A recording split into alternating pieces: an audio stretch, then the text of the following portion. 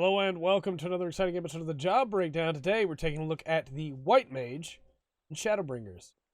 White Mage gained some pretty cool new toys throughout Shadowbringers, but the big advantage that it gained was yet more AoE, another use for lilies, and a really cool cooldown that we'll get into in just a minute. Now, of course, White Mage is one of the 3 healers currently in the game. Its standard stone was upgraded into Glare, which is a nice potency of 300, not bad at all. Then, of course, Dia took over for Arrow, which does a really nice 60 potency per tick over the course of seconds. Very nice. Definitely worth using. You, of course, still have Holy for your DPS, and you have a Size, which heals and does damage and restores MP. Those are your 4 main combat abilities. You also have Afflatus Misery, which we'll get into in a minute, once we've gathered up some lilies and spent them. But your main focus, of course, is going to be healing, because you are one of the only 3 healing classes in the game. I do think that the White Mage could use maybe like 1 more DPS ability. Just like Scholar, it feels like just 1 more would really benefit, but it has the main things you need. It has the dot that you can keep up to keep your damage consistent. It has a really potent ability in the form of Glare. It's a really good single target damage deal. And then you have, of course, Holy, which does damage to every enemy, but also has a stun, which is a very nice effect to it, and it no longer has the drop-off that it had in Stormblood, so Holy has come a long way. And then, of course, the Size, still very good. Very nice. When you get into your healing abilities, as you can see here, we have gathered up lilies because our job gauge is slowly filling as time passes in battle. I like this a lot more than having it be tied to individual skills, because it means that you will always get your lilies, even when your tanks are not taking that much damage. You don't have to stop DPSing to heal for a good tank just to get your lilies. You're still able to get your lilies just over the course of time. And once you have lilies, you can either spend them with Afflatus Solace to do a really solid solo heal, or Afflatus Rapture to do an AoE heal. Once you have completely nourished the Blood Lily by spending your lilies that come up, you can use Afflatus Misery. It does have drop off, but 900 potency is 3 times what you're going to get from a Glare, and you get that passively while just doing your job. So being able to spend your lilies to be able to get the Blood Lily, blood for the Blood Lily, is a really good feeling and comes together into this really nice DPS rotation that also augments your healing. And it makes White Mage play really smoothly. You are always going to be doing damage or healing while using your different abilities, and I think that really feels good to play. White Mage is probably the most fun of the 3 just to deal damage with, even though I like playing Scholar more personally. Speaking of healing, let's get into your healing abilities. You have, of course, Divine Benison, which creates a barrier around yourself or the target member. Very good. 30-second cooldown. You should be using Divine Benison all the time. There's no reason not to. It is a very good shield. You also have Benediction, which is a full heal that heals you for everything. You can heal a tank up like a Gunbreaker that used Super Bolide. Divine Benison, he is back up. Or Benediction, sorry, not Divine. Benediction, he is back up. Problem, of course, is when you use Benediction right before they Super Bolide, and then they Super Bolide, they're back down to 1, but that's a whole different issue. Tetragrammaton, very potent heal. 600 potency cure. You get that every 60 seconds as well. No reason not to be using that. Regens are very nice. You should be using a regen to get that regen effect. It's not a huge tick, but 200 cure potency every tick for 18 seconds is really good.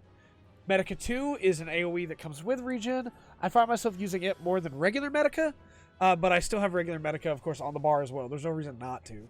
They're both very useful. But now you also have Afflatus Rapture to be able to do an AoE heal that has no cast time, which is very nice.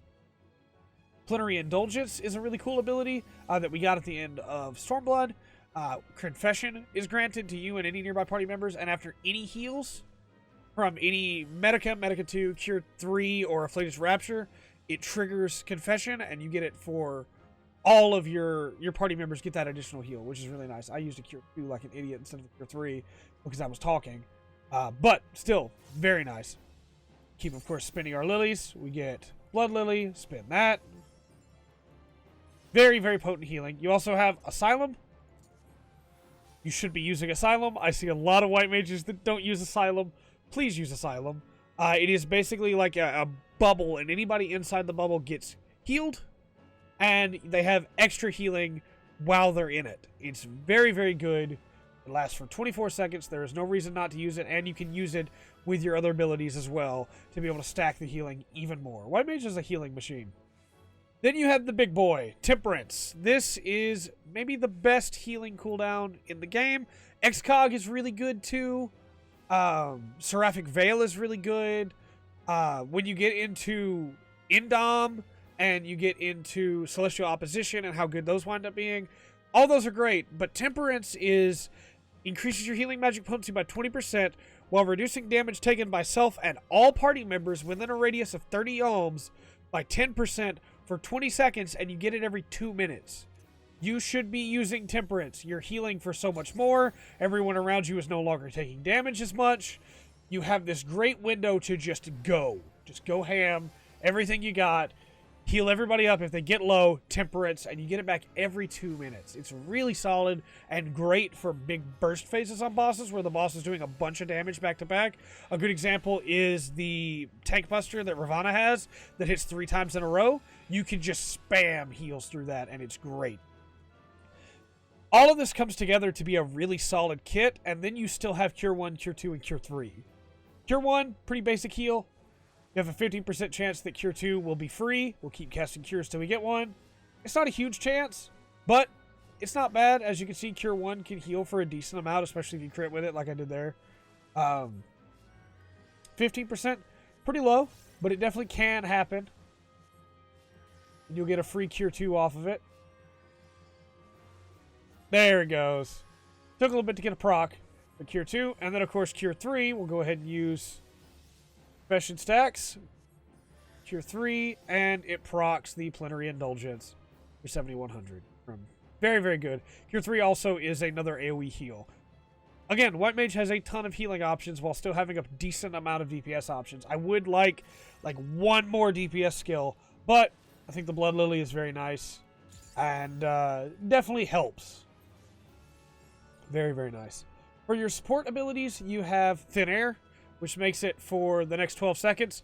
You no longer have an MP cost. You can cast everything for free. This is great, not just for instant raises, but also great for just getting those holies out there and doing a bunch of damage in a small amount of time. Or if you have a lot of party members that are really badly hurt, you could use Thin Air and get Thin Air with Temperance and get a lot of healing done for free in a very short amount of time. I normally pop Lucid as soon as I use Temperance. So while my MP is free, I'm also getting extra MP back from Lucid Dreaming. Lucid Dreaming, of course, being your MP restoration cooldown. You want to use that anytime you're running low on MP. You definitely don't want to run out of MP if you can help it, but Thin Air helps a lot with that. Swiftcast, of course, you want to have Swiftcast Raising, Swiftcast Holies, a bunch of different options for that. Then we have Presence of Mind, which reduces your cast time and recast time and your auto attack delay. Just allows you to cast faster if you're trying to get everybody healed or back up. Very important. Repose, you're not going to use very often in high-end content because most high-end enemies are resistant to it, but it can work on some lower-end enemies. Put them to sleep. Fluid Aura is a bind. Very useful. Sure Cast means that you can cast without getting interrupted. You have Asuna, of course, to be able to remove status effects. And then you have Rescue to be able to pull targets to you if they're in a bad spot and they don't want to get out of the bad. White Mage, I think, is in a really solid place right now. I see a lot of White Mages. I see a lot of people playing White Mage because of how strong it is. It is one of the most powerful healers. It can do a ton of healing while also being able to do a bunch of damage. And again, because the kit flows in well together with it, the Lilies allowing you to do both. It is a very, very solid class. And definitely worth picking up if you're thinking about playing a healer. I would start with White Mage and then try the other two and see what you think. With all that said, though, I've been Trey. This has been the Full Spectrum. And remember to always enjoy the full spectrum that White Mage has to offer.